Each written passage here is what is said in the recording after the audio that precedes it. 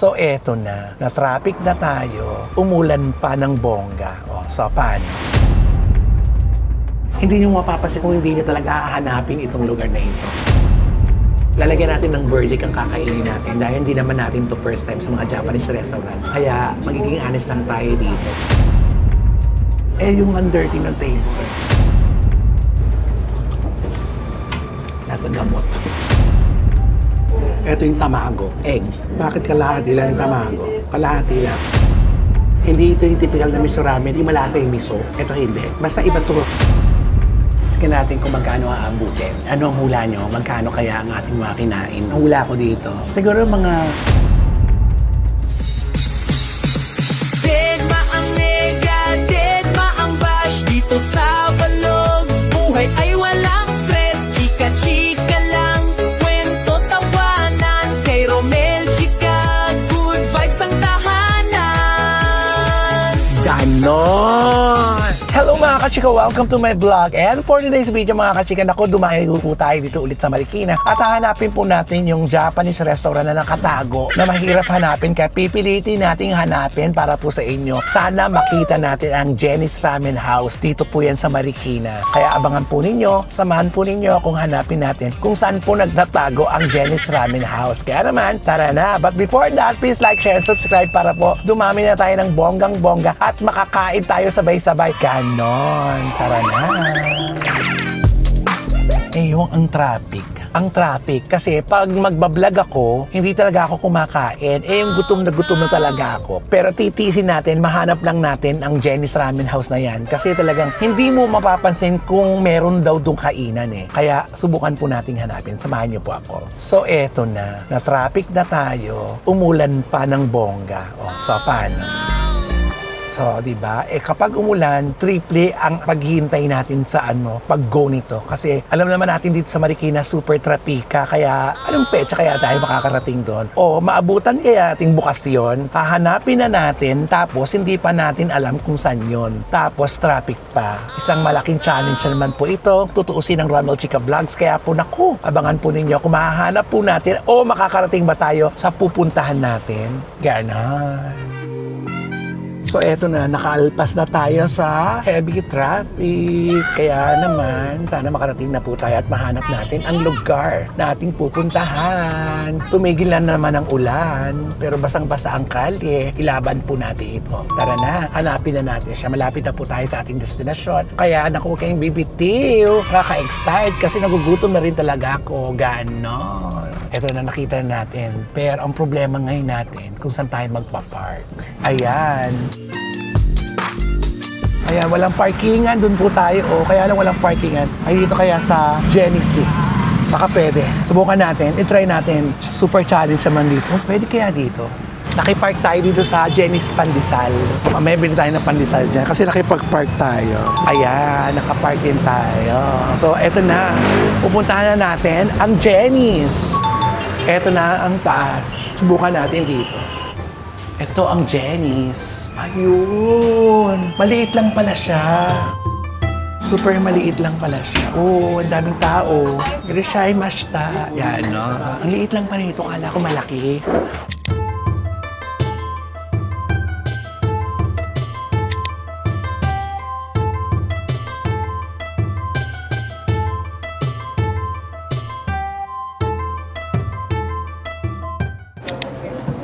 Eh, yung ang dirty ng table. Eh, ang dirty ng table, hindi na punasan. Pero ilaban lang natin. Miso ramen at saka gyoza. Not available pa yung gyoza. Ay! Walang gyoza. Alam mo, favorite ko pa naman yung gyoza. Ay, chicken karage na lang. Tsaka gohan. Ate, wala pang pamunas. Matagal na ba to? 3 years na po kami sa October 1. Sige, yun na lang muna for the meantime. Matagal na to, ate. 3 years na to. Tapos, may-ari nito nagja-Japan. Experience din po sa Japanese cuisine. Ah, okay. Ano lang, chef ba siya? Hindi. Yung chef po namin galing po sa Japan. Japan. Ay, ang galing. Authentic naman pala ito. Naka-order na tayo. Ang liit-liit lang pala nito, pero in fairness ha, maraming tao. Diba? Iantayin natin kung ilang minuto naman sila. Kasi ang chef daw nila, Japanese. Ay, hindi. Trained by Japanese yata. Oo. Sige, subukan natin. Mamaya, abangan natin kung anong kahinat ng ating Japanese food. Ang ating for today's video, Japanese food muna tayo.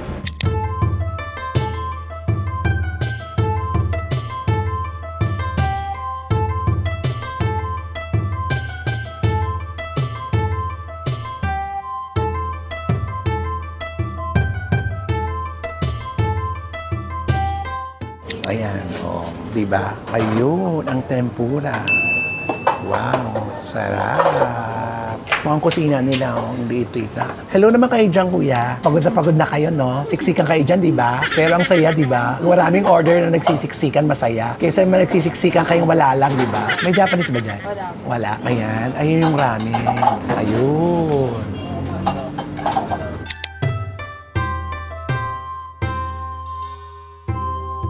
Habang inaantay natin yung pagkain natin, nakita niyo naman po yung Conception Church. Harap na harap niya po. Pag nakita niyo na yung harapan ng Conception Church, may Dunkin' Donut. Tapos yung Dunkin' Donut na yun, baybayin niyo lang po yun. Second floor po ito. Makikita niyo, maliit na hagdanan lamang po. Kaya hindi niyo mapapansin. Pero makikita niyo, may menu naman dun sa labas. Hindi niyo mapapansin talaga kung hindi niyo talaga hahanapin itong lugar na ito. Itutur ko po muna kayo kung saan malapit para malaman niyo po ang pagpunta niyo.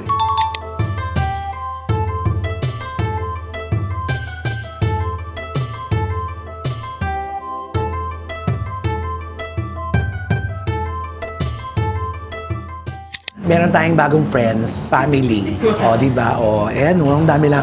Madalas po kayo dito. Yes. Anong family name po niya? Santos. Hindi Vilma. Santos lang. Ganon. Mag-anak po kayo. Taga dito rin po kayo. O, tingnan nyo. Ilan beses na po kayo pupunta dito? Maraming beses. Hindi na mabilang. Oo nga, mukhang tingnan mo naman ang handaan. May JS po. Birthday. Ay, happy birthday.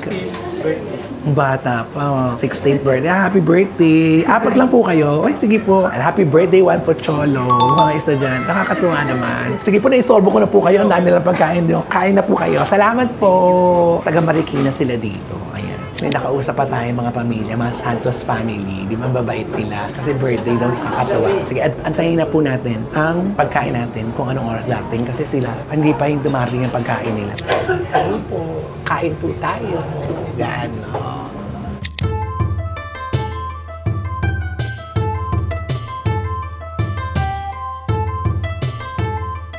Ito, habang inaantay natin yung pagkain, super kain talaga ako. Kung ano po yung kinakain ko sa Japan dati, ganun po ako kumain. Naku, may ramen na, may kanin pa, ganon. Talagang carbo to carbo talaga ang labanan, ganon. Sa Japan kasi, kaya madalang silang kumain, di sila, halos isang beses lang sila kumakain, lalo yung mga taong busy doon. Kaya marami silang kumain, isang kainan, marami talaga. Hindi katulad natin, di ba, umagahan, tanghalian, gabihan. Sa mga hapon kasi, isang beses lang sila kumain, kaya marami silang kumain. Kaya doon ko natutunan yung kanin at saka ramen, carbo to carbo. Ganon. Eh, walang gyoza ngayon. Inis. Favorite ko pa naman yun. Di ba, meron. Umorder naman tayo ng karage at saka tempura. Abangan na lang natin ng pagdating. Ganon. Japan na Japan, di ba? Irashaimase. Ganon. Lasang gamot. Lasang gamot. Ito yung tinitimpla kasi. Abangan na lang natin. Kasi nauna na yung iced tea. Pero kasi ito tinitimpla na lang nila. Pero kung galing Japan yung iced tea niyan, masarap. Pero gano'n talaga, wala namang perfect, di ba? May chopstick na, may tissue pa. Di ba? Very Japan. Para sa mga hindi marunong mag-chopstick, may fork and spoon. Ayan na, nakikita ko na. Hinahanda na sa table. Tayo na ang susunod na sa serban. Gano'n. Gutom na ako.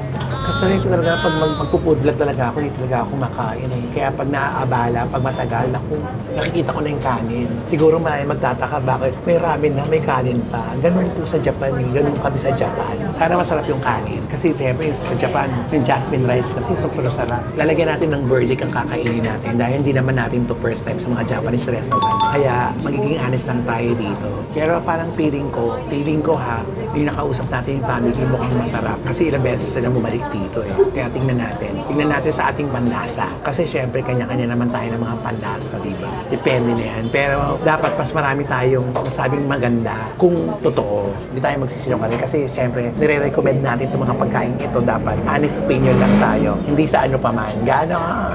Nakaka-excite naman. Minom muna tayo ng gamot. Diri mo, ang liit ng kitchen nila, di ba? Ilan sila doon? 4. Ganun kalakas ito. Ito na talaga. Ito na. Ayan. Ito na yung gohan.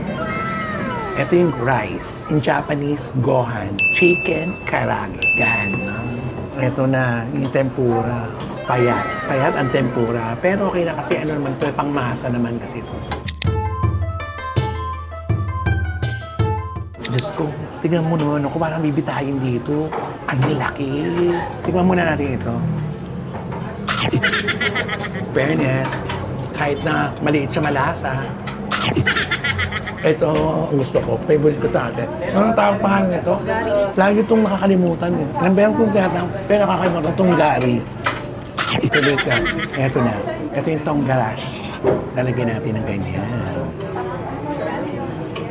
Titingnan natin kung masarap. Itong noodles, kasi dito nagkakatalo-talo kasi sa paggawa ng noodles. Kung ginagawa nila to o nirarasyon lang galing Japan o dito lang ito gawa. Dito na magkakatalo to. Kung authentic ang ating kinakain. Ang laki pala nito. Dami rin pala laman nito. Ang init.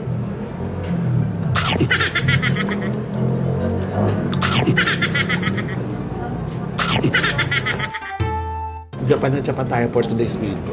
Alam mo ba na ang ramen ay may iba-ibang timpla? Depende kung nasang lugar ka sa Japan. Yung Osaka ramen, Fukushima ramen, maraming ganon. Tokyo ramen. Ito ano kaya? Saan kaya ito?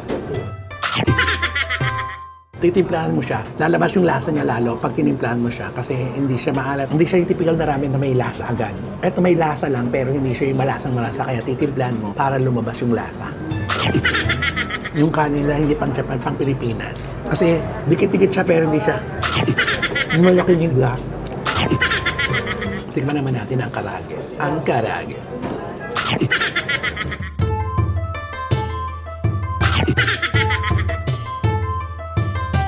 Talagang super kain tayo for today's video. Kasi kung sa Japan, pagkain-kain.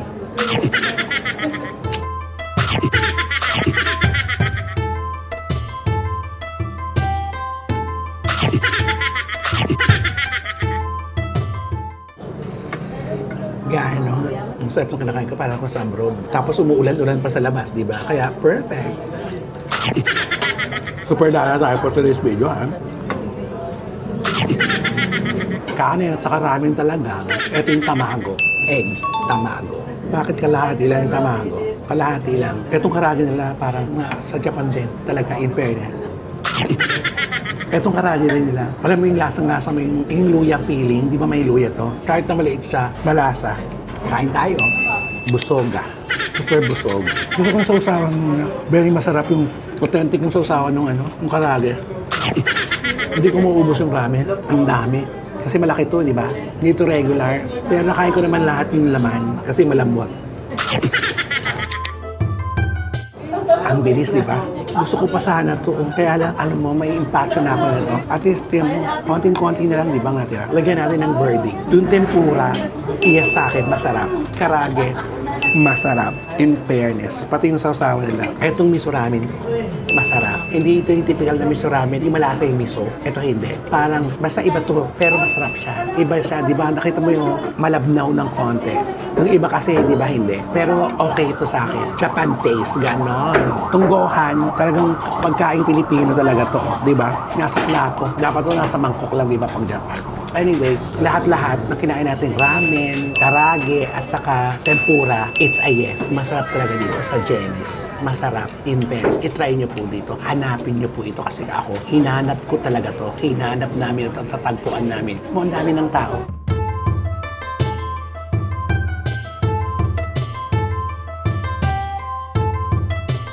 Diba? It's a yes. Jenny's Ramen. Dito yan sa Concepcion, Marikina. Harapan ng Concepcion Church. Jenny's Ramen House. Jenny's Ramen House. It's a yes. Ganon. Eto, yung kinain natin, chicken karage, 200 yun. Ebi tempura, 330 yun. Yun, yung maliit na yun. Pero masarap naman in fairness, di ba? At saka, yung miso ramen, large ang kinuha ko, 340. Pero yung regular lang, 240 lang naman, in fairness. Makatarungan, di ba? Makatarungan. Hindi ka nalugi dito. At saka yung presentation naman nila, malinis, maayos. At higit sa lahat, masarap. Ganon. Sa susunod, tikman natin yung iba. Pero kasi isang kainan, hindi natin matitikman lahat ito. Dahil baka maloka tayo pag kinain natin ito lahat. Ang mahalaga, nakakain na tayo, na-experience natin ang kanila mga talagang dinandahin itong ramen. Yung gyoza nga wala, yun ang pinaka-favorite ko talaga din. Pero it's a yes, Jenny Ramen House, pasok ka sa Japan. Ganon.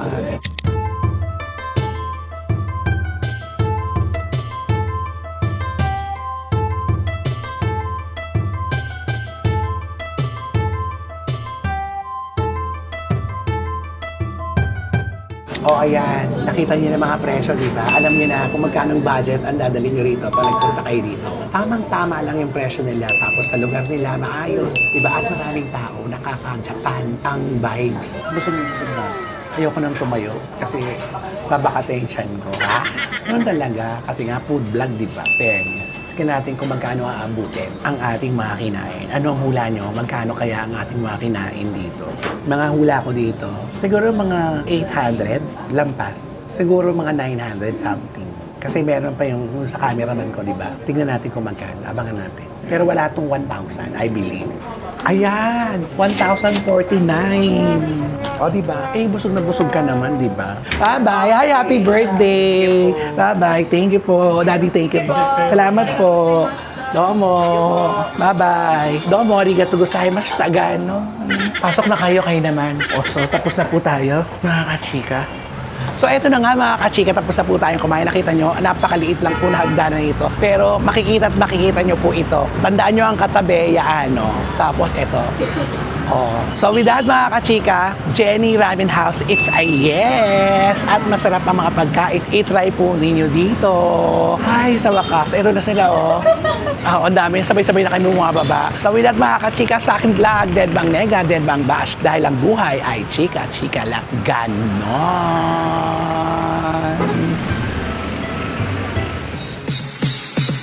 Deadma ang nega, deadma ang bash. Dito sa Vlogs, buhay ay walang stress. Chika-chika lang, kwento tawanan. Kay Romel Chika, good vibes ang tahanan.